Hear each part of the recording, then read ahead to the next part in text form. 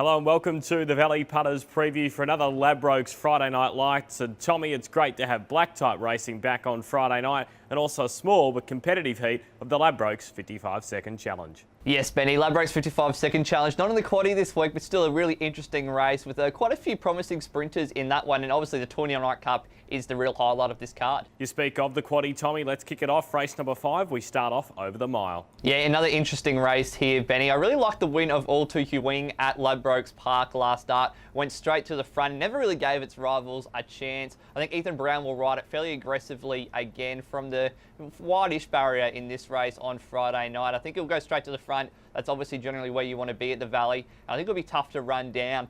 The early favourite with Ladbrokes is Groundbreak. Won at Caulfield a couple of starts ago. Last start at Caulfield wasn't disgraced behind Critical Thinking in what looks to be a fairly solid form race.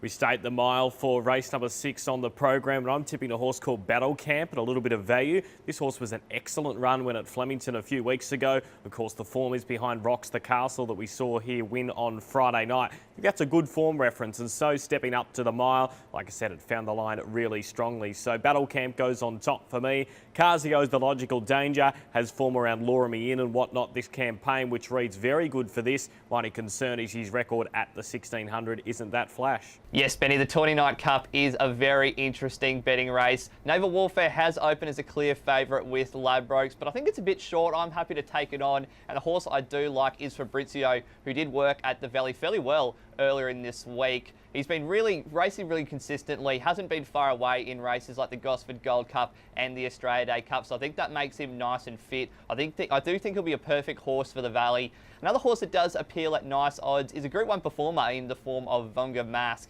Wasn't far away in both the Caulfield Cup and the Sandown Cup during the spring. This is probably the weakest race he's contested in a while. Had a really difficult job assessing the Sprint Series heat, which is the last race here, Tommy. I ended up tipping a horse called Secret Vega from the Kennewell stable, who's first up, recent trial at Geelong. Before it went for a break last campaign, it ran third over 1400 metres on Emirates Day at Flemington. That was behind Ring a Ding Ding, and it got held up there for a few strides as well. I'm tipping it on top to carry the weight and get the class to see it through.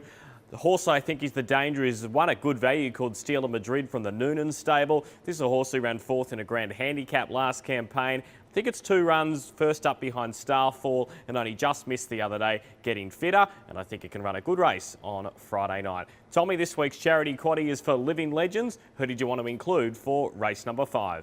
Benny, in race 5, we start off with the horses I mentioned earlier in the form of number 1, All Too Hewing, and number 8, Groundbreak. The horse I want to throw in is Kaching. Not sure he's a Valley horse, but he does have an electric turn of foot on his day and could be in the mix here.